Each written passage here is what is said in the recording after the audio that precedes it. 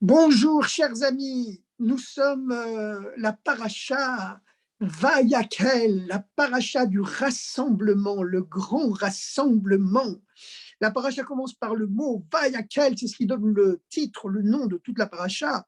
Mais en réalité, nous savons que le nom d'une paracha ne s'applique pas seulement au premier verset, il s'applique à l'ensemble de la paracha. C'est-à-dire que toutes les choses qui sont dans la paracha, même si apparemment n'ont pas tellement de rapport avec ce premier mot, sont en rapport toujours direct avec le titre. Le titre n'est pas toujours le premier mot, mais la paracha est toujours en concordance directe avec le titre. Cette fois-ci, le titre est le premier mot.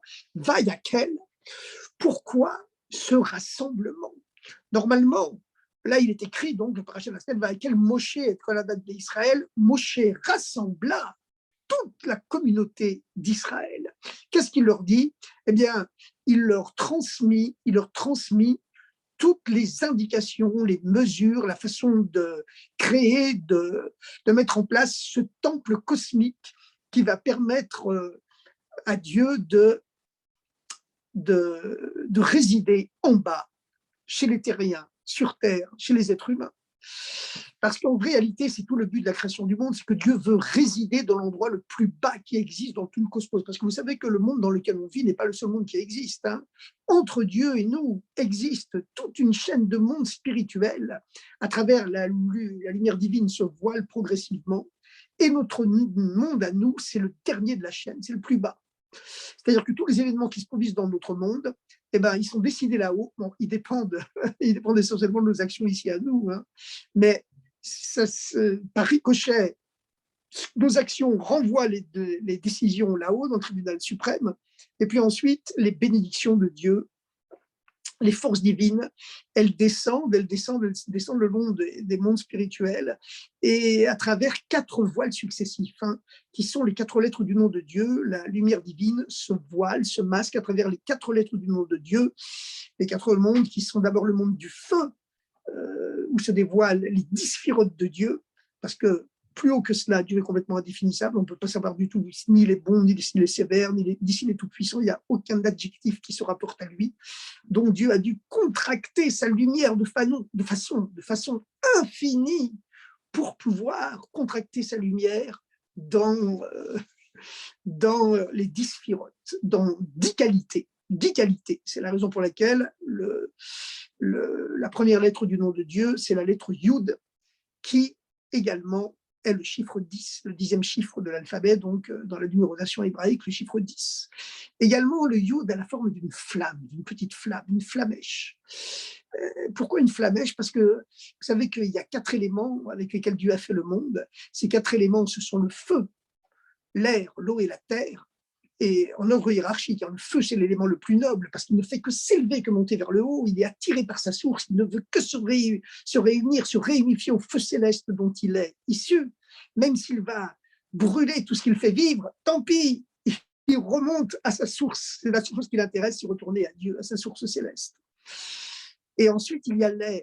L'air, on en parle dans les premiers psukim de la Torah. Il est écrit « Ruach Elokim merachefet al pnei hamayim », le souffle de Dieu plane à la face des eaux.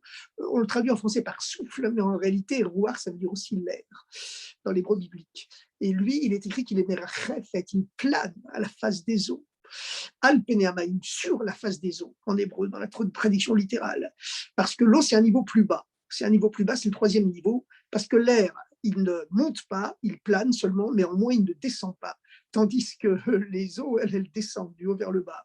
Puis le dernier élément, qui correspond au dernier hé, au 2e hé, la 4e lettre du nom de Dieu, Yud Ke Vav Ke, comme on dit respectueusement, pour ne pas prononcer le hé, on prononce ke, eh bien, la 4e lettre, elle correspond à l'élément terre, la terre qui descend à fond, beaucoup plus vite que l'eau encore, et puis la terre, non seulement elle descend, mais en plus elle est complètement immobile, elle ne peut plus bouger, voilà, elle est projetée dans l'espace, elle tombe, mais en dehors de ça, elle ne bouge pas.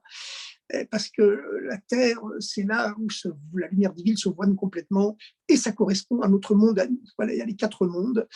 Le monde dans lequel Dieu, qui auparavant était indévoilable, indéfinissable, brusquement se dévoile par 10 qualités, le chiffre des 10 qualités, le Yud, et ces 10 qualités, ce sont ce que les kabbalistes et aussi dans la Chassidoute, on appelle les 10 séphirotes. Chaque qualité est appelée une sphira. Pourquoi chaque qualité est appelée une sphira? Eh bien, parce qu'une sphira, une sphère, vous savez, une sphère, elle n'a ni haut ni bas. En mathématiques, voilà, le diamètre, le diamètre et la circonférence, vous connaissez tous ce fameux 3,14, dont la valeur numérique est Shin Dalet-Yud, un autre nom de Dieu.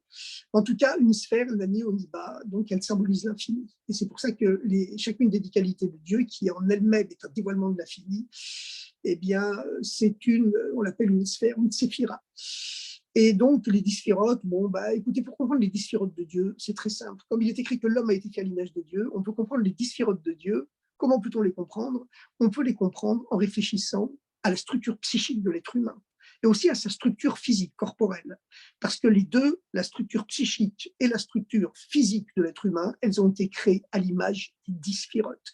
Lorsque la Torah dit que l'homme a été créé à l'image de Dieu, Betselem Elohim bara et Adam, comme c'est écrit dans Bereshit, eh bien évidemment, il est écrit d'un autre côté qu'on n'a pas le droit de faire l'image de Dieu, c'est écrit dans les 10 commandements. Qu'est-ce que ça veut dire? Évidemment, l'image, c'est une image spirituelle. C'est-à-dire que l'homme est créé spirituellement à l'image de Dieu. Mais Dieu, d'un autre côté, plus haut que les sphirotes, Dieu est complètement indéfinissable. Donc, comment est-ce qu'on peut être créé à l'image de quelque chose qu'il est impossible de définir? Eh bien, l'homme est créé à l'image de Dieu tel qu'il se dévoile par les 10 sphirotes. Donc, on peut comprendre ça très facilement, comme c'est expliqué dans le Tanya et dans une multitude d'autres livres, d'ailleurs, de pensée juive.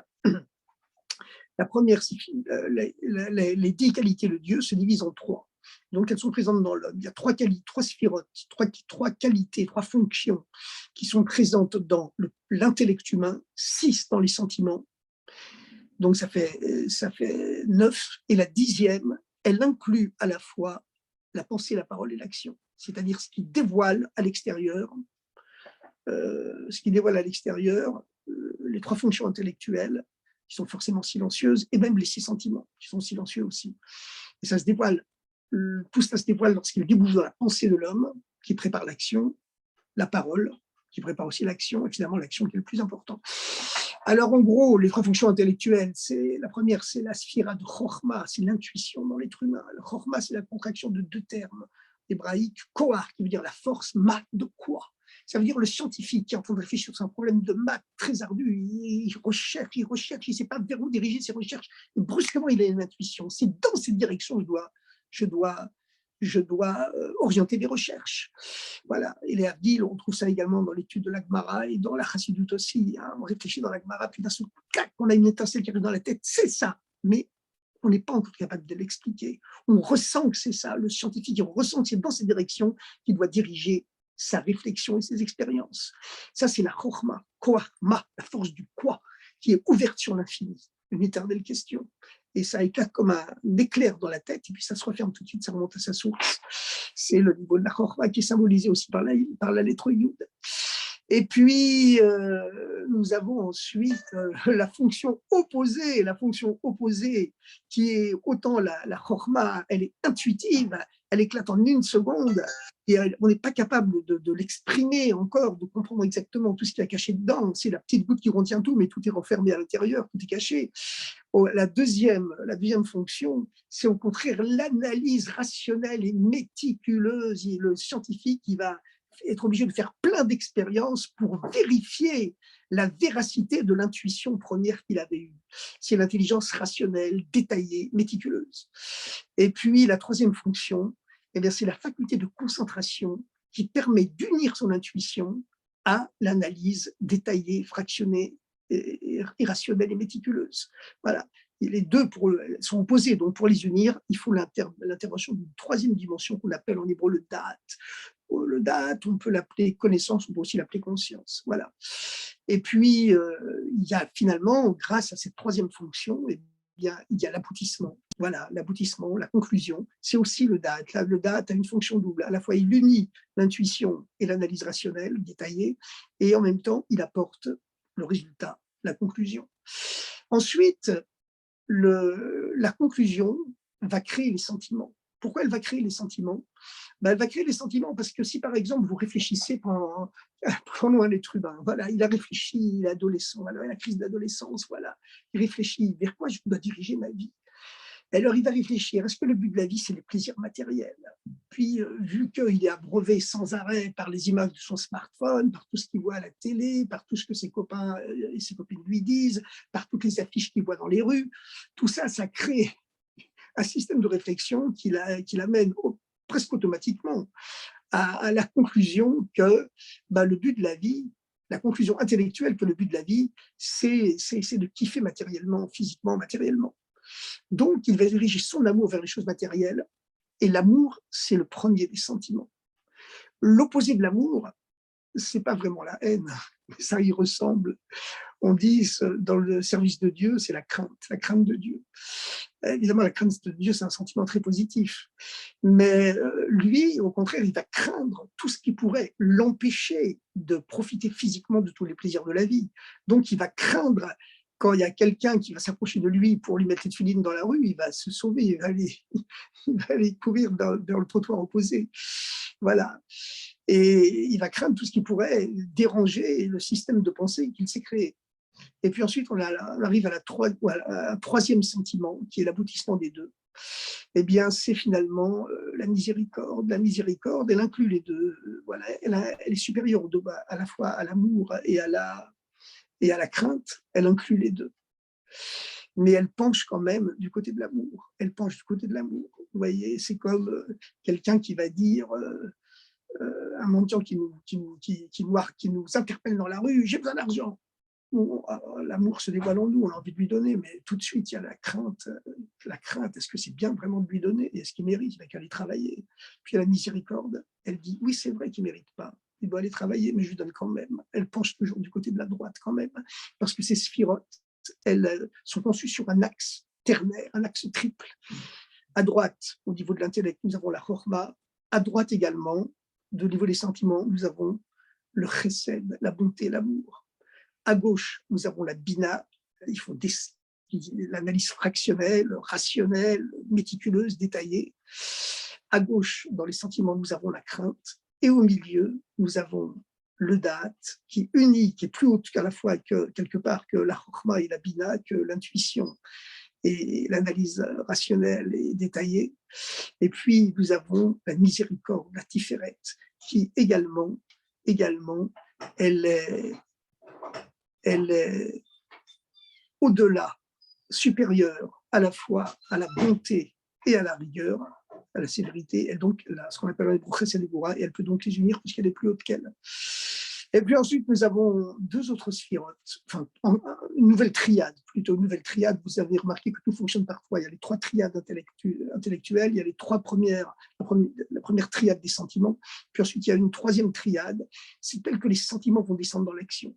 Alors ça, il y a à droite, nous avons ce qu'on appelle la Netzach. Netzach signifie à la fois l'éternité et la victoire. C'est la petite victoire qui fait les grands hommes, qui sont capables d'amener leur réflexion intellectuelle, leurs sentiments qui découlent de la réflexion intellectuelle, de l'amener dans l'action, par leur petite victoire, de gagner, de remporter la guerre. Et puis à gauche, on a le contraire de la victoire, c'est l'humilité, mais en même temps c'est la majesté.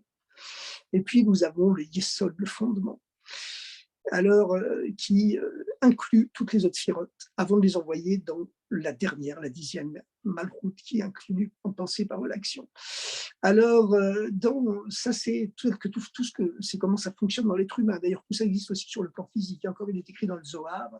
Eh bien, nous avons par exemple Chesed, la bonté et la sévérité, c'est le bras droit et le bras gauche. La miséricorde, c'est le cœur. Netzach et Hod, le sens de la victoire et à la fois l'humilité majestueuse. Eh bien, c'est les deux, c'est les jambes. Et puis nous avons le Yesod, qui est l'organe génital, l'organe de la circoncision. Voilà. C'est pour ça qu'on dit que Yosef Hatzadik, c'est la sphira du Yesod qu'il avait réussi à dominer en renvoyant la femme de Potiphar. Et c'est l'organe de la circoncision du Brit Mila, parce que lui aussi, c'est la ligne du milieu dans les sphérotes qui intègre le tout avant de les envoyer dans Malchut, à savoir que ça débouche dans la pensée, la parole et l'action. Alors maintenant, à partir de ces 10 sphérotes, puisqu'elles sont créées à l'image de Dieu, on peut comprendre comment Dieu a créé le monde. Les 3 premières fonctions, la Chokhmah, la Bina et le Da'at, l'intuition, l'analyse détaillée et la connaissance consciente, le date, eh bien, n'interviennent pas directement dans la création, comme c'est l'intellect. Donc l'intellect divin, il crée le plan du monde, comme un ingénieur ou un architecte, il va créer le plan de sa maison, le plan de la machine magnifique qui va apporter le bonheur à toute l'humanité. Voilà, il crée le plan. Et puis les sentiments, c'est eux qui descendent dans le monde. Il y a les 6 sentiments qui descendent dans les 6 jours de la création. Alors, le premier qui s'est dévoilé, c'est la bonté de Dieu, l'amour de Dieu. Donc, tout de suite, il crée des choses à l'image de l'amour, c'est-à-dire le premier jour, c'est la lumière et l'eau qui apparaissent. Et voilà, l'expression de l'amour divin. Le deuxième jour, c'est la rigueur de Dieu qui se dévoile. Donc, la rigueur, elle apporte la division, la séparation. Oui, c'est ça, elle sépare les eaux d'en haut, les plaisirs spirituels, des eaux d'en bas, les plaisirs matériels, alors que jusque-là, tout était uni. Tout était eau dans l'eau, comme dit le Midrash. Et puis ensuite, le troisième jour, c'est le jour qui porte bonheur, hein, là où Dieu va dire 2 fois que ce qu'il a fait, c'est bon. Et ben, c'est parce que c'est un jour qui est supérieur, où se dévoile la miséricorde divine, le Rachamim ou le Tiferet, qui est à la fois supérieur à la bonté du premier jour et à la rigueur du deuxième jour, et qui permet de les réunir dans une dimension supérieure, plus haute. Et c'est pour ça que le troisième jour, le monde devient enfin viable, habitable, puisque ce jour-là, Dieu fait 2 choses qui correspondent à l'unification de la bonté et de la rigueur. Il sépare définitivement les eaux de la terre ferme. Pour la première fois, la terre ferme apparaît, donc elle va pouvoir être peuplée. Et puis tout de suite, Dieu la recouvre de végétation, Dieu la recouvre de végétation pour que tous les êtres vivants puissent s'y développer. Et ensuite, on trouve les 3 autres sphérotes, hein, le 4e jour, quand se dévoile sur la ligne de droite la spirale de Netzach, de victoire éternelle, d'éternité, et se dévoilent les planètes qui, selon la Torah, sont éternelles, le soleil, la lune et les étoiles. Et puis, à gauche, c'est la rigueur, donc c'est le monde, la rigueur, la vie sauvage des animaux qui sont créés le 5e jour et le 6e jour, Sfirat HaYesod, qui inclut le tout, c'est l'apparition de l'homme, qui est le microcosme. Et c'est-à-dire qui inclut tout le cosmos, qui est à l'image de Dieu, donc à l'image du cosmos entier. Et puis ensuite, nous avons Malchut, évidemment, qui se dévoile dans le Shabbat. Alors, vous savez que les 7 grands maîtres du judaïsme, depuis Abraham jusqu'à Moïse, jusqu'à Moshe, ils correspondent à ces 7 sphérotes. C'est le dévoilement sur terre des 7 sphérotes de Dieu. La bonté du premier jour, c'était incarné sur Abraham, la rigueur de Dieu sur Yitzhak, la miséricorde divine sur Yaakov, ainsi de suite, jusqu'à Moshe qui était le 7e. Et donc Moshe, comme il était le 7e, mais qui correspond au Shabbat, qui n'a plus aucun rapport avec les 6 premiers, c'est une dimension beaucoup plus haute, c'est la dimension de la royauté divine. C'est pourquoi il a été le premier roi d'Israël, parce que politiquement, il était aussi roi, Moshe. Il n'était pas seulement le prophète, il n'était pas seulement le Rosh Sanhedrin, le président du tribunal rabbinique, mais il avait le statut politique de roi, comme le statut Maïmonide dans son code de loi. C'est-à-dire qu'il n'était pas seulement le chef spirituel, il était aussi le chef politique, temporel. Voilà. Économique et tout ce que vous voulez. Donc, c'est lui qui a réussi à ramener Dieu dans le monde matériel, puisque à l'issue du péché originel, Dieu a quitté le monde, et à cause des 7 péchés, enfin des 6 péchés qui ont suivi, que finalement s'était exilé au 7e ciel. Abraham avait redescendu entre Dieu du 7e au 6e, et ensuite, lorsque Moshe est né, et comme il était le 7e, Dieu était déjà redescendu au 1er ciel, Moshe l'a fait redescendre sur terre. Donc la vie des Juifs a complètement changé. Et nous avons la même chose chez les 7 rabbis de Chabad. Le premier rabbi de Chabad, l'Admour Hazaken de Balatania, c'est le dévoilement du chesed, la bonté de Dieu du premier jour. Son fils qui lui a succédé, l'Admour Haïtsaï, lui, c'était la gvoura, la rigueur. Et puis finalement, jusqu'au rabbi, qui est le 7e rabbi, qui lui a fait redescendre Dieu, va faire redescendre la présence de Dieu dans le monde matériel. Et c'est pour ça que cette présence de Dieu dans le monde matériel, elle protège le monde, elle protège le peuple juif en particulier. Depuis que le rabbi est devenu rabbi, il y a le rassemblement de tous les juifs du monde qui a commencé en Israël. Et d'ailleurs, le dernier commentaire du rabbi, c'est justement un commentaire sur la paracha de cette semaine. Quel picoudé, c'est le dernier commentaire que le rabbi a prononcé. dans ce monde avant de perdre la parole par cet accident qu'il avait eu le, le 27e jour du mois d'Adar en 1992. Et son dernier commentaire, il commence en disant Potrim Bibracha, on commence par la bénédiction, et la plus grande bénédiction, c'est que le rassemblement des Juifs de tous les coins du monde a commencé maintenant en Eretz Israël. Et donc, tout ça s'est rendu possible simplement parce que Dieu s'est dévoilé dans le monde matériel à notre époque, et Dieu a libéré tous les Juifs du monde de leur prison, la prison de l'enfer soviétique à l'époque, la prison où les Juifs étaient dans les pays arabes, et quelquefois ils avaient peur de pratiquer le judaïsme librement. Et puis, voilà, ça a été un peu de résurrection du peuple juif après la Shoah, comme Moshe Rabbeinu était venu après les terribles épreuves de l'esclavage égyptien. Enfin, souhaitons que dorénavant, tout vienne de façon lumineuse et magnifique, mais le Rabbi nous a promis, donc c'est sa prophétie, que le peuple juif serait victorieux maintenant jusqu'au temps du Mashiach, parce que tant que Dieu était en exil, à l'époque de Moïse, avant que Moïse naisse, eh bien, comme Dieu était en exil dans les mondes spirituels, eh bien, dans le monde matériel, le peuple de Dieu, de façon symétrique, était esclave.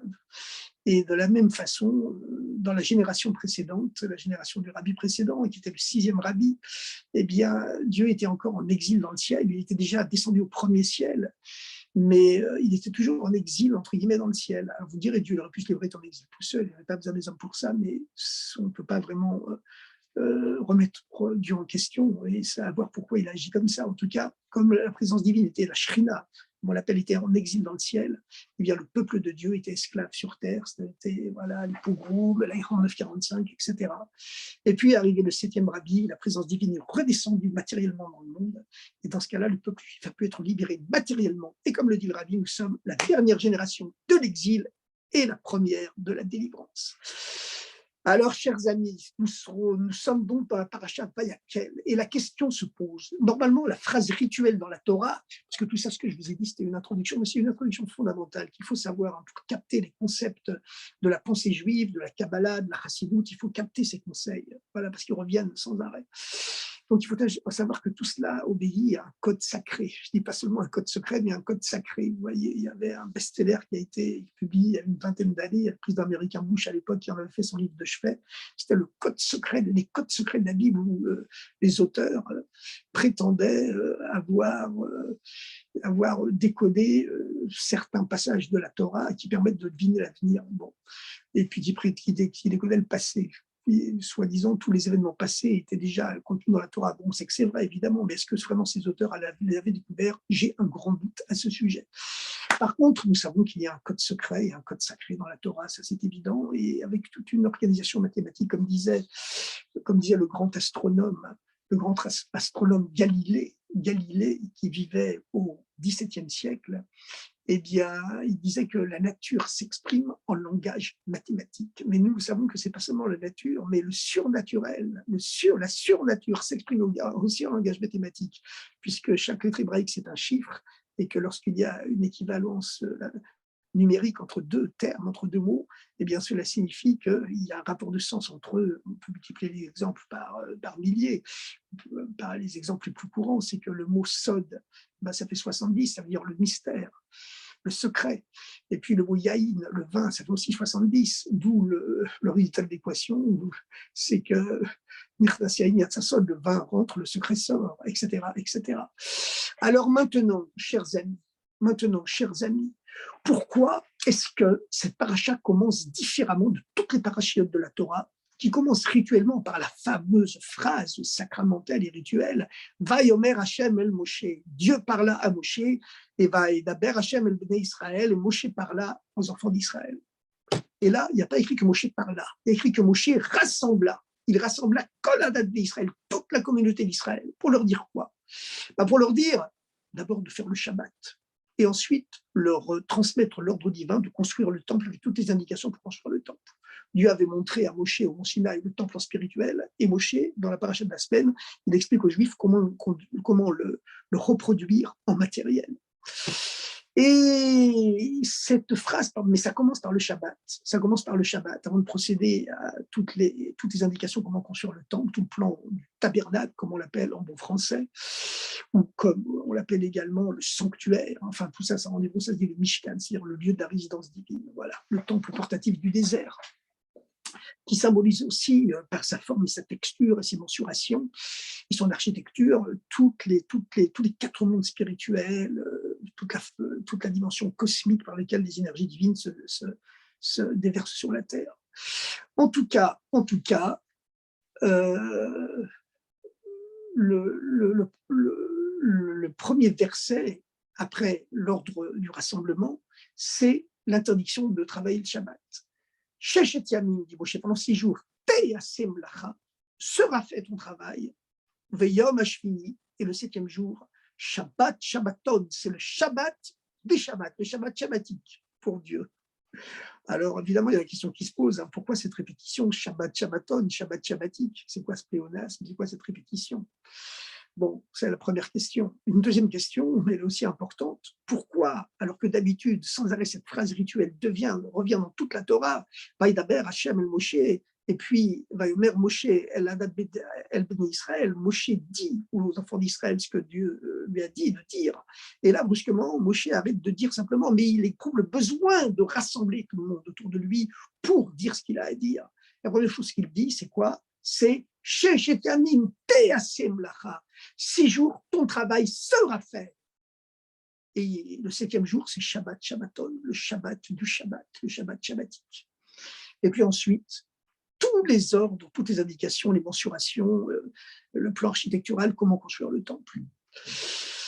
Alors, pourquoi cette formule étrange? Pourquoi Moshe éprouve-t-il le besoin de rassembler? Et puis aussi, pourquoi cette formule grammaticale étrange? Non pas Sheshet Yamim Te'aseh Melacha, pendant 6 jours, tu feras ton travail, mais Sheshet Yamim, pendant 6 jours, Te'aseh Melacha, ton travail sera fait. C'est pas toi qui vas le faire, il sera fait. C'est-à-dire, il sera fait. S'il ne me fatigue pas les mains pour travailler, comment est-ce que mon travail, ma tête, comment mon travail pourrait-il être fait? Eh bien, justement, c'est cette petite différence entre le Kamatz Patach et le tséré de TAC qui fait toute la différence. C'est le petit tséré de TAC, les 2 petits points qui vocalisent le tséré sous la lettre Tav de TAC, la première lettre, qui fait toute la différence. Pourquoi qui fait toute la différence? Parce que, eh bien, voilà, c'est un verset de Pirkei Avot qui va nous dire la réponse. Les Pirkei Avot disent Yagata kapecha ki tuchal, si tu fatigues tes mains pour manger, ashrecha vetovlach, heureux sois-tu, c'est bon pour toi. Ashrecha ba'olam hazeh, tu seras heureux dans ce monde-ci, ashrecha le'olam haba, tu seras heureux dans le monde futur aussi. Bon. Qu'est-ce que ça veut dire? Tu te fatigues tes mains pour manger. Ben, aujourd'hui, nous avons tous des fonctions intellectuelles. On est soit ingénieur, soit spécialiste en développement informatique, ou alors on est sur le marché boursier, ou alors on est médecin, ou alors même si on est infirmier, eh ben, voilà, il faut faire travailler ses ménages pour savoir comment guérir les gens, etc. etc. Donc, aujourd'hui, 90% des Juifs travaillent dans des professions intellectuelles. Alors, qu'est-ce que la Torah veut nous dire en nous disant Sheshet Yamim Te'aseh Melacha, pendant 6 jours, ton travail sera fait. Si tu fatigues tes mains seulement pour travailler, mais pas ta tête, à ce moment-là, tu seras heureux. C'est bien pour toi, dans tous les sens du terme, matériel et spirituel. Eh bien, la raison, c'est qu'il y a 2 façons de faire travailler sa tête. Parce qu'en vérité, même si aujourd'hui nous avons des professions intellectuelles, c'est nos mains qui peuvent travailler. Qu'est-ce que ça veut dire, les mains? Les mains, c'est la partie, la dimension superficielle de l'être humain par rapport au cerveau. Le cerveau, c'est l'essence de l'être humain. Sans cerveau, l'être humain ne peut pas vivre. Bon, sans les mains, que Dieu préserve, hein, on peut lui mettre des prothèses qui sont parfois extrêmement efficaces. Hein. Il y avait quelqu'un qui avait gagné les Jeux Olympiques grâce à des prothèses. Mais bon, évidemment, que Dieu préserve, c'est pas ce qu'on souhaite. Mais néanmoins, par rapport à la dimension essentielle du cerveau, eh bien, les bras, les mains, c'est quelque chose par rapport au cerveau qui est quand même plus superficiel, d'accord? C'est-à-dire que si tu considères malgré tout que ton travail, ta réussite sociale, l'argent, la réussite financière, la réussite matérielle, ton travail qui te fait vivre, qui te fait manger, si tu fatigues tes mains pour manger, eh bien, ça reste quelque chose de superficiel en nous. et nous avons conscience que l'essence de notre personnalité, l'essence de notre être, elle est pour la Torah, pour le lien avec Dieu, pour diffuser la connaissance de Dieu dans le monde, pour faire résider Dieu dans ce monde, et Dieu réside aussi dans ce monde par le travail matériel, eh bien, à ce moment-là, tu seras heureux. C'est-à-dire que malgré tout, la réussite financière, la réussite matérielle, le travail, même si il faut le faire avec cœur, avec entrain, et même quelquefois avec un kilouch Hachem, parce que c'est une sanctification du nom de Dieu, de voir que, par exemple, le savant juif, il réussit mieux que les autres tout en étant pratiquant religieux. Ça s'appelle en hébreu la sanctification du nom de Dieu aux yeux des peuples, aux yeux du monde. Donc tout ça, c'est important. Tout ça, c'est important. D'accord. Et chacun à son niveau. Le professeur juif religieux dans sa classe, il doit être le meilleur prof du lycée ou du collège, c'est normal. Ou de l'université, c'est normal. D'accord. Bon, c'est ce qu'ils appellent sanctifier le nom de Dieu. Mais en dehors de ça, pour lui, il est évident que ce n'est pas le plus important dans sa vie. Le plus important dans sa vie, ça reste l'attachement à Dieu par la prière, par l'étude, par la tzedaka, la générosité, voilà, par l'exemple qu'il donne dans sa vie, en portant une kippa sur la tête, des tzitzit dehors, etc., etc., et par la bonne attitude amicale, amie, chaleureuse, lumineuse vis-à-vis de ses prochains. Voilà, comme la Torah nous le demande. Donc, à partir de ce moment-là, quand pour lui, l'essentiel, ça reste les commandements de Dieu, ça reste l'union avec Dieu, la recherche de Dieu et de la spiritualité, eh bien, à ce moment-là, son travail, il reste toujours, par rapport à cette priorité spirituelle, il reste secondaire. C'est seulement ses mains, c'est-à-dire la dimension superficielle de son être qui s'y investissent. La dimension profonde de son être, elle reste attachée à la Torah et au mitzvot. Et c'est la raison pour laquelle il est écrit dans la paracha de cette semaine, Shechet Yamim, pendant 6 jours, Te'aseh melacha. Ton travail sera fait. C'est pas toi qui le fais. Il sera fait comme s'il était fait entre guillemets tout seul. C'est-à-dire c'est pas la part la plus profonde de ton être que tu mets dans ton travail matériel. C'est pas cela. Et c'est à ce moment-là, ton Shabbat, il est un vrai Shabbat. Il est pas seulement Shabbat, il est un Shabbat de titre, de nom, mais il est Shabbat Shabbaton.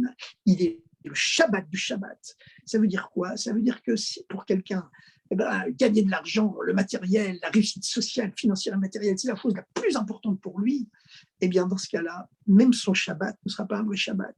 Il aura beau, bien sûr, ne pas allumer la lumière, ne pas prendre la voiture, ne pas toucher l'argent et respecter toutes les lois superficielles extérieures, qui sont des expressions des mystères profonds de Dieu, bien sûr. Il aura beau respecter toutes les choses matériellement, tous les rites et toutes les mitzvot matérielles. Mais malgré tout, il a ouvert une porte à l'idolâtrie quelque part. Et je vais tout de suite vous expliquer pourquoi. Pourquoi il a ouvert une porte à l'idolâtrie. Et cette porte, le bien Shabbat, il ne pourra plus la refermer vraiment. Et les pensées matérielles, le business, l'argent, combien va coûter le dollar, etc., ça va envahir sa tête, qu'il le veuille ou non. Dans ce cas-là, Shabbat n'est plus un Shabbat que de nom, véritablement. Mais il n'est pas Shabbat Shabbaton, le Shabbat à l'intérieur du Shabbat. Alors pourquoi est-ce que attacher une importance primordiale à la réussite matérielle et secondaire seulement ou spirituel, pourquoi est-ce que c'est une forme d'idolâtrie?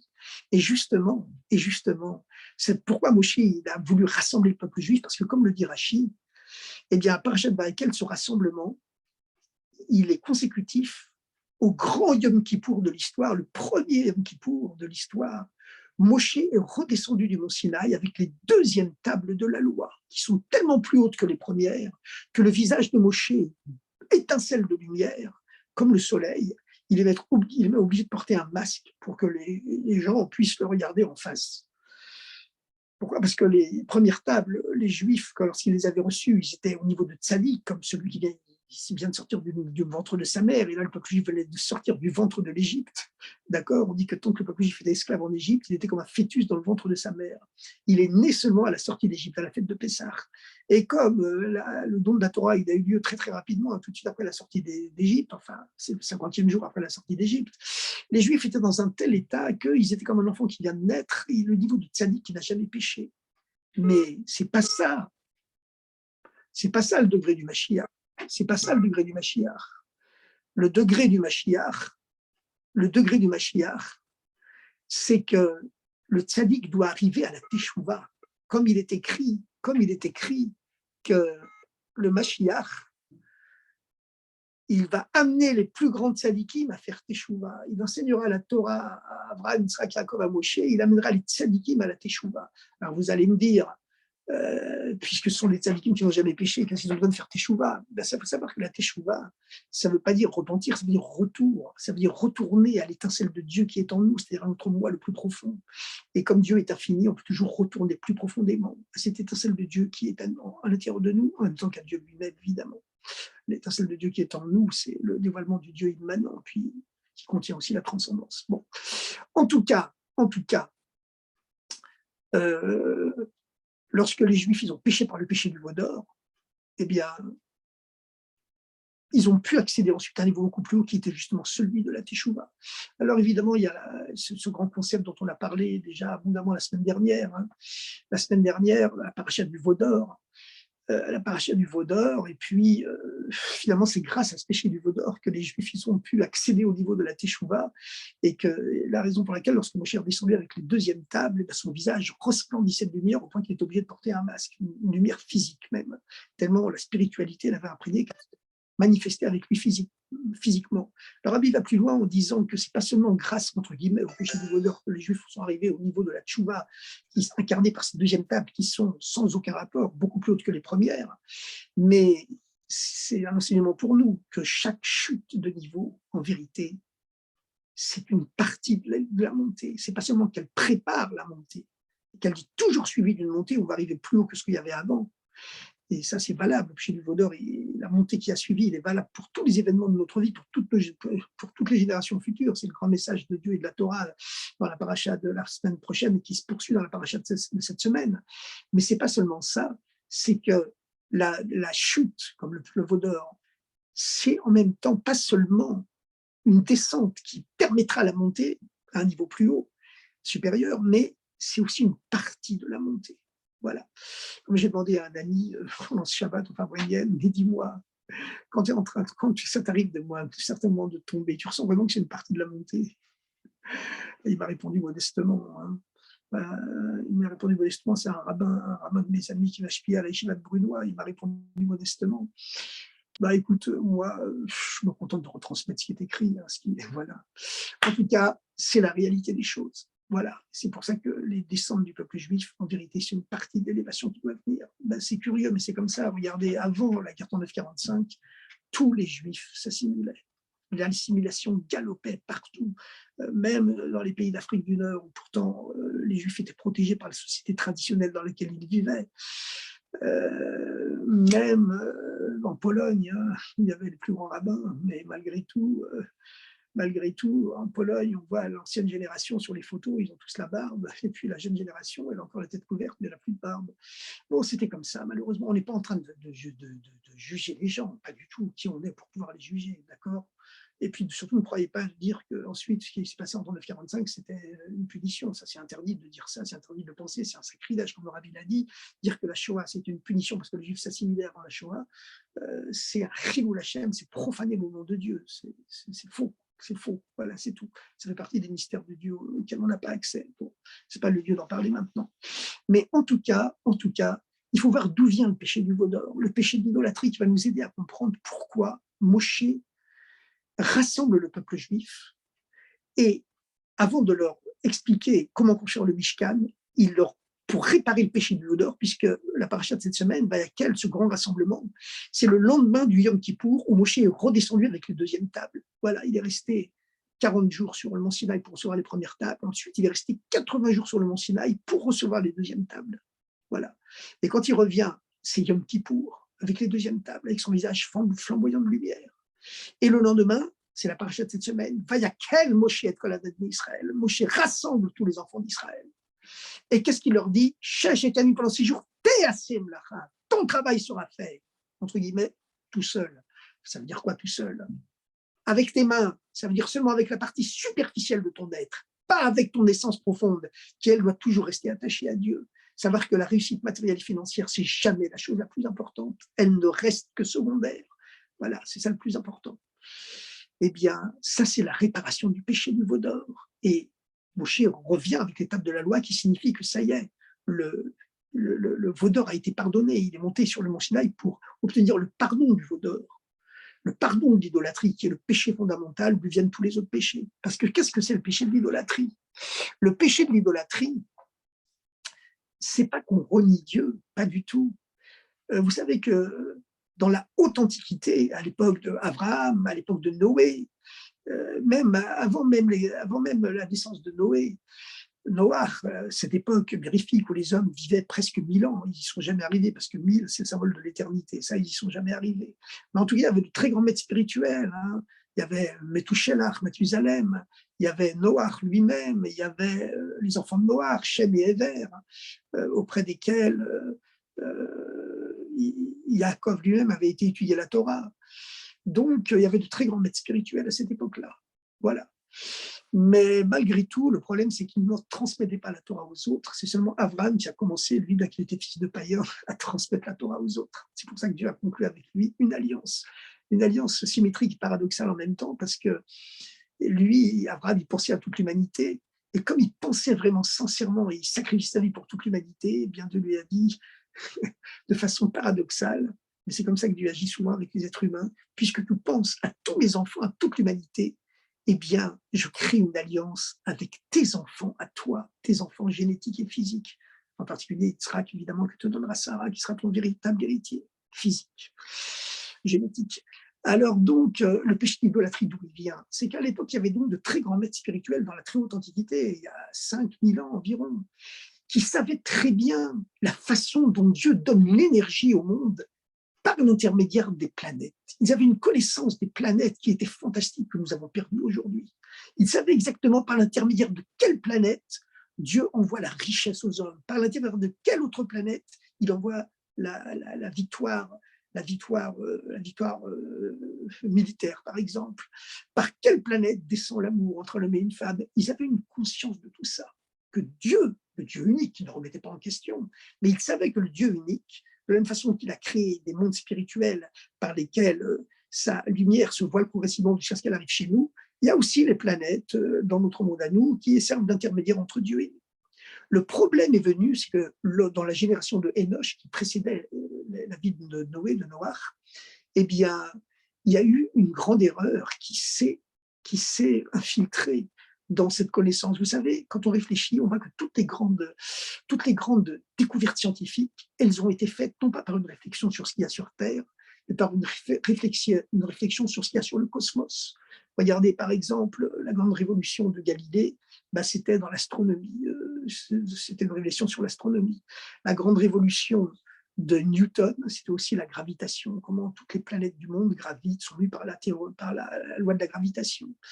La théorie de la relativité, c'est au niveau du cosmos aussi, hein, à travers une réflexion sur le rapport entre la vitesse de la lumière, le temps et l'espace. Voilà, des choses qui déplacent complètement la simple configuration de notre simple sphère terrestre. Et bien de la même façon, dans la très haute antiquité, c'est à partir d'une réflexion sur le ciel, sur le cosmos, que les êtres humains, eh bien, ils ont commencé à réfléchir, sur ce qui se passe sur Terre. Et alors donc, les hommes avaient une conscience très, très pointue, très, très précise de la façon mathématique dont Dieu distribue la vie au monde, Dieu unique, bien sûr, par l'intermédiaire des planètes. Mais finalement, il y a eu cette erreur, un film comme un cheveu au départ, mais qui s'est infiltré et qui est devenu une erreur gravissime. Vous voyez, c'est comme dans une machine extrêmement pointue, extrêmement développée, le moins de grains de sable, ça fait dérailler toute la machine. Et plus la machine elle est hyper développée, et plus le moins de grains de sable, il commet il engendre des catastrophes. Hein. Voilà, si vous mettez un grain de sable dans une machine à vapeur, une grosse locomotive, ça ne va rien changer. Le train il roulera toujours à 70 ou 80 à l'heure, même un peu plus. Mais par contre, si vous mettez un grain de sable dans l'ordinateur, ça peut faire vraiment des catastrophes. Enfin, à moins qu'il y ait un système de protection anti-grain de sable, entre autres. Maintenant, qu'est-ce qui s'est passé? C'est que les gens, les savants, les scientifiques de l'époque, parce que c'était des scientifiques, eh bien, ils se sont dit, bon, c'est sûr qu'il y a le Dieu unique qui donne la vie au monde par l'intermédiaire des planètes, mais finalement, Dieu, c'est le roi suprême. Et les planètes, ce sont les ministres du roi. Donc, de la même façon qu'un roi veut que l'on témoigne du respect à ses ministres, et puis quelquefois, en témoignant de l'honneur à ses ministres, en leur donnant des bakchiches, un petit pot de vin par-ci, un petit pot de vin par-là, eh bien, ils vont intercéder auprès du roi. Donc, il faut aussi vouer un certain respect aux planètes. Voilà. Et ils ont commencé à faire des statues qui représentaient les planètes. C'est ce qu'on appelle le totémisme. Le totémisme, hein, notre co-religionnaire Lévi-Strauss, il est devenu aussi célèbre parce qu'il a écrit beaucoup de livres sur le totémisme. Mais en vérité, la source du totémisme, c'est ça. C'est qu'ils ont voulu, ils ont commis cette erreur, les êtres humains de l'époque, ils ont commis cette erreur de croire que les planètes avaient une autonomie, alors qu'elles n'en ont absolument aucune. Elles n'en ont absolument aucune. Ce sont, selon l'expression de la Torah consacrée, ce sont juste des haches dans la main du bûcheron. Et donc, finalement, l'être humain, il est ainsi fait que finalement, le matériel, on le voit, le spirituel, on ne fait que l'entendre. Voilà. Lorsque Dieu a donné la Torah aux hommes, il a dit que les Juifs sont montés à un tel niveau qu'ils voyaient ce qui normalement ne fait que s'entendre et qu'ils entendaient ce qui normalement se voit. Ils ne faisaient que ce qui se voit d'habitude, ils ne faisaient que l'entendre. Ça veut dire qu'ils voyaient la divinité, mais ils entendaient seulement que le monde matériel existe. Ils étaient arrivés à un niveau pareil. Bon, mais ça, c'était exceptionnel, c'était au moment du don de la Torah. Par contre, d'une façon générale, les êtres humains, ils sont beaucoup plus sensibles à ce qu'ils se voient qu'à ce qu'ils entendent. Ce qu'on a entendu, on peut toujours le mettre en doute. D'accord ? Par contre, ce qu'on a vu, on l'a vu. Il n'y a pas de problème. C'est pour ça que un témoin ne peut jamais être juge dans un tribunal rabbinique. Il l'a vu. Donc, ça ne sert à rien. Il ne pourra pas être juge, il peut être que témoin. Maintenant, la chose elle a évolué de telle façon que finalement, à force de représenter les forces divines par des statues qui symbolisaient les planètes, et de regarder dans l'Empire romain, hein, qui sont eux-mêmes sont les héritiers de la mythologie grecque, qui elle-même est l'héritière de la mythologie égyptienne, etc. Ben, les dieux de l'Antiquité, les dieux gréco-romains, ils portent tous des noms de planètes. Voilà, le dieu Mars, la déesse Vénus, Jupiter, qui est le dieu des dieux, etc. Apollon, bon, voilà, Mercure, ils ont tous des noms de planètes, parce qu'effectivement, à l'origine, ils ne font que représenter les planètes qui sont les intermédiaires entre Dieu, l'être suprême, et nous. Et finalement, comme les statues qui représentent les planètes, on les voit, eh ben, finalement, il est plus intéressant d'apporter une offrande, un sacrifice à des choses qu'on voit plutôt qu'à un Dieu dont on nous dit qu'il existe, mais on fait qu'entendre qu'il existe. Finalement, les gens ont complètement oublié Dieu au bout de plusieurs générations. Ça a quand même pris plusieurs générations, jusqu'à ce qu'arrive Abraham, qui lui a opéré une révolution. Et la différence, parce qu'il y avait toujours une caste fermée de grands maîtres spirituels qui se transmettaient la vérité que Dieu, toutes ces planètes, en réalité, c'est juste un intermédiaire qui n'ont aucun libre arbitre. C'est juste des machines dans les mains de Dieu. Mais ils ne transmettaient pas à l'ensemble de l'humanité. C'est pour ça que le Zohar est très dur sur Noé et appelle les eaux du déluge Ménoar, les eaux de Noar, en l'accusant quelque part d'être responsable du déluge parce qu'il n'avait pas été au devant des hommes pour leur faire des remontrances, pour les ramener au bon chemin. Voilà, ils attendaient que les gens viennent vers lui. C'est pour ça qu'il construisait son arche pendant 120 ans. Quand les gens venaient vers lui, pourquoi tu construis ton arche? À ce moment-là, il les mettait en garde. Il leur expliquait pourquoi, parce qu'il va détruire le monde à cause de ce que vous faites. Mais autrement, il n'allait pas au-devant des hommes. Il y a eu la même chose à l'époque du Baal Shem Tov. Les grands maîtres du judaïsme à l'époque, les rabbinim en général, ils attendaient que les gens viennent vers eux. Le Baal Shem Tov est le premier, il a agi comme Abraham. Vous voyez, parce que dans le Baal Shem Tov aussi, hein, c'est dévoilé cette pulsion d'amour et de lumière qui a créé l'eau et la lumière du premier jour. Le chesed de Dieu qui s'est déjà incarné sur Abraham et qui redescend parfois dans le monde pour réveiller l'humanité, réveiller le peuple juif. Mais comme on dit, quand le peuple juif est heureux, le monde entier est béni. Hein. Donc, voilà, cette lumière divine du premier jour, elle est revenue aussi chez le Baal Shem Tov, et c'est pour ça que le Baal Shem Tov a brisé ce cycle qui faisait que les rabbinim à l'époque, ils n'allaient pas au-devant des autres juifs, ils attendaient que les juifs viennent chez eux. Le Baal Shem Tov, lui, sans arrêt, allait au-devant des autres, comme Abraham qui voyageait sans arrêt pour aller au-devant des autres. Bien, il y a eu la même chose ensuite entre Yitzhak et le fils d'Abraham et le Maguid de Mézérich, le successeur du Baal Shem Tov, dont on dit qu'il a pris 2 fois la force du Baal Shem Tov, d'ailleurs comme Yitzhak aussi, dont il a un niveau supérieur à celui d'Abraham. c'est normal, il monte sur ses épaules, donc il voit plus loin. C'est que Yitzhak non plus ne voyageait plus. Il est resté en Terre Sainte. Quand il a voulu sortir de Terre Sainte, Dieu lui a interdit. Mais déjà, il y avait Abraham qui avait fait, déjà ouvert la porte. D'accord. Dans le Maguide de Mézérich aussi, il ne bouge jamais de là où il était. Parce qu'eux, ils étaient les dévoilements sur terre de la rigueur divine du deuxième jour. Bon. Et puis finalement, avec nous, la troisième dimension, c'est le Mourazakan de Balatania, fondateur de Chassidut Chabad. Et puis, Yaakov, dont on dit qu'il est l'élu des patriarches, le seul qui a réussi à transmettre son héritage spirituel à tous ses enfants sans exception, alors que Abraham était né malheureusement, malheureusement, c'est Dieu qui l'a voulu comme ça, Ishmaël. Il n'avait pas eu Abraham la force de transmettre toute sa spiritualité à Ishmaël, qui est l'ancêtre d'une très brillante civilisation, la civilisation arabo-musulmane. Elle va de la mer de Chine, l'Indonésie, la mer de Chine, jusqu'à l'océan Atlantique. Ouh là là, un espace immense. Et puis, Yitzhak, il a eu 2 jumeaux de la même mère, lui. Mais malgré tout, il y en a un qui a dévié, qui est devenu l'ancêtre de la civilisation chrétienne occidentale, qui a reçu voilà, c'était un tueur. C'était un tueur, et puis il a reçu la bénédiction qu'il vivrait par l'épée. Voilà. Et voilà, c'était comme ça. Bon, lorsque Dieu a demandé aux descendants de Esav, aux Occidentaux, s'ils acceptaient la Torah, ils ont demandé qu'est-ce qu'il y a écrit. Dans l'écrit, tu ne tueras pas. Ils ont dit mais c'est pas possible, on a reçu la bénédiction qu'on vivrait par l'épée. Lorsqu'il a demandé aux musulmans, alors là c'est plus compliqué. Il y a écrit tu ne voleras pas. Ils ont dit c'est pas possible. Dans la Torah, il y a écrit qu'on agresse les gens dans le désert. Voilà. Bon, aujourd'hui, bien sûr, les chrétiens ont fait teshuva, les musulmans aussi. Voilà, c'est bien. Ils sont en train de faire teshuva. Il y a beaucoup qui reconnaissent l'État d'Israël, etc., etc. En tout cas, je ne rentre plus loin dans ce débat-là. Mais ce qui est important, c'est que l'idolâtrie, comme on le voit dans la Haftarah de la semaine passée, quand Eliyahu Hanavi, le prophète Élie, il harangue le peuple juif, il dit si c'est Baal qui est Dieu, vous suivez le Baal. Si c'est Dieu qui est Dieu, vous suivez Dieu. Mais surtout, vous arrêtez de suivre les deux en même temps. Donc l'idolâtrie, c'est pas qu'on rejette l'existence de Dieu, c'est qu'on accorde de l'importance aux planètes. Ça veut dire aux planètes, ça veut dire aux intermédiaires. La réussite dans le travail, ça vient d'un intermédiaire, parce que c'est Dieu qui donne la bracha de la réussite. Moi, je fais simplement un réceptacle pour recevoir la bénédiction de Dieu. Mais accorder la priorité, l'importance la plus grande à mes actions, ou alors à mon patron, voilà, quelquefois on demande à un juif qui travaille à l'Asbif et la Fel, voilà, on lui dit, allez, mets les tuiles, il dit, je vais demander à mon patron, mais dis-moi, ton patron, c'est Dieu.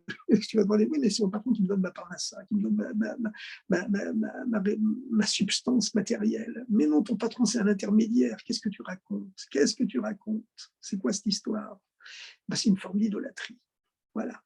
Accorder plus d'importance aux intermédiaires, c'est-à-dire à ma force matérielle à moi, ou à ma force intellectuelle, je suis un ingénieur ou un médecin, peu importe,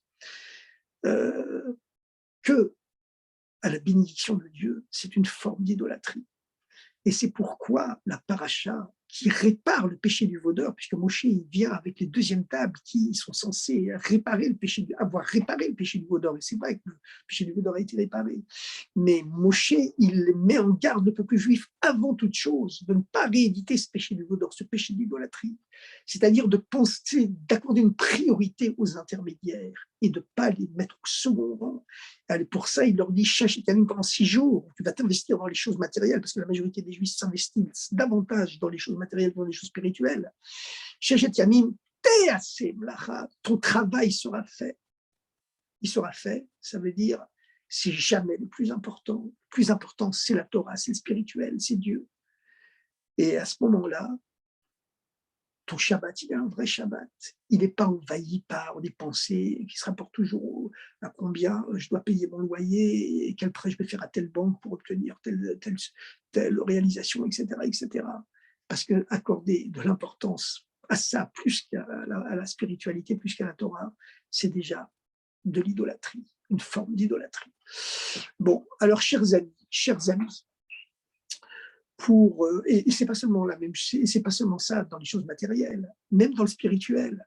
quelqu'un qui a une bonne tête, il étudie plein de Gemara et même plein de Chassidut et il prie avec ferveur, ben, quelquefois il peut se dire, bon, ben, c'est vraiment parce que je suis un type bien que j'y arrive. Hein. Alors non, pas du tout. C'est simplement parce que Dieu, il t'a permis de faire une bonne prière. C'est parce que Dieu, il t'a donné une bonne tête, il t'a permis de comprendre cette Gemara. Et si tu aurais pu te casser la tête pendant 20 heures, si Dieu, il t'avait pas donné une bonne tête pour la comprendre, il t'avait pas donné l'inspiration qui te permet de comprendre, tu n'aurais jamais rien compris. D'accord? Alors voilà, chers amis, c'est ça qu'on doit ressentir, à la fois en matériel et en spirituel, que les intermédiaires, c'est-à-dire notre cerveau, nos mains, ça reste secondaire. Ce qui compte, c'est la bénédiction de Dieu, Birkat Hashem, Tachir, et comme le rabbi l'a commenté dans la parachate, son dernier commentaire sur la parachate Trouma, vous savez qu'il y a toute une suite de parachiotes qui consacre finalement le but de toute la sortie d'Égypte et la naissance du peuple juif, qui est de créer le temple qui permettra à Dieu de résider dans le monde matériel. Il y a Trouma, la paracha de l'offrande, Trouma vire l'offrande, peut-être savez, quand Moshe il ordonne aux Kohanim tout le processus de construction du temple et des habits sacerdotaux, etc., etc. Ensuite, il y a l'intermédiaire, c'est le péché du veau d'or. Ensuite, il y a Vayakel, quand Moshe revient et rassemble le peuple juif pour les mettre en garde contre le péché de l'idolâtrie, le péché du veau d'or. On paraît éditer ça, même en pensée, même spirituellement. Et Picoudé, ensuite, qui est la conclusion de toute cette démarche. Et ensuite, l'appel de Dieu dans Vaïkra, où Dieu invite Moshe à rentrer dans le sanctuaire. Alors maintenant, voilà, tout ça c'est une suite, hein, une série, comme on dirait. Une série spirituelle, mais il y a un enchaînement très profond dans toutes ces dimensions-là qui se suivent. Alors maintenant dans la première de cette série de parachiotes qui amène la présence de Dieu, la résidence de Dieu dans le monde matériel, c'est la parachat Trouma. Et la parachat Trouma, quelle est la première chose qu'on va offrir à Dieu? Eh bien, c'est l'or, ensuite l'argent, ensuite le cuivre. Et le rabbi, dans ce commentaire, le dernier qu'il a fait sur la parachat Trouma, il dit pourquoi, normalement, lorsque quelqu'un commence à travailler, lorsque quelqu'un, il commence par le cuivre, la monnaie de cuivre, ensuite il va arriver à l'argent, ensuite il va arriver à l'or, mais là, la Torah, elle commence, comment dire, en yiddish, la fameuse expression chassidique, Ratrila River, Dieu, il commence par l'or. D'abord, je veux l'or. Eh bien, pourquoi? Parce que c'est un enseignement pour tous les juifs du monde que chacun doit s'enrichir et être riche, au sens matériel et pas seulement spirituel. Bien qu'évidemment, le spirituel, c'est le plus important. Alors, chers amis, je vous souhaite beaucoup de richesses matérielles et spirituelles, et la plus grande richesse, bien sûr, c'est que ce monde devienne pacifique et devienne véritablement spiritualisé, le dévoilement de Dieu dans la matière, le dévoilement de Mashiach tout de suite. Shavua Tov et à bientôt. Shavua Tov.